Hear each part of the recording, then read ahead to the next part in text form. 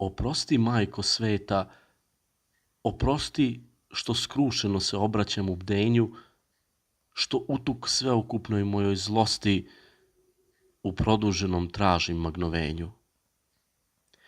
Te jedne noći koja svetlo zrači iz moje senke, iz najgušćeg mraka, jer sve što hoće mrak da obeznači, postane svetlost u znaku tvog znaka.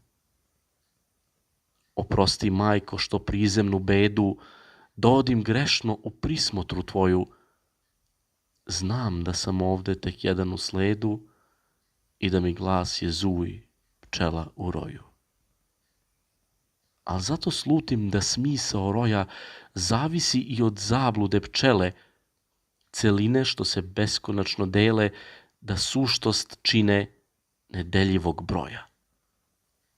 Oprosti mi to šaptanje u tmini, u sozrcanju taštine što ište, nasušno čudo koje svetlost čini, kad usred mraka stvara utočište. Oprosti, ali boli ova šaka uz globu prerezana, ovi prsti kojim drobim hleb, kojim se krstim. Oprosti mi što krvarim iz mraka.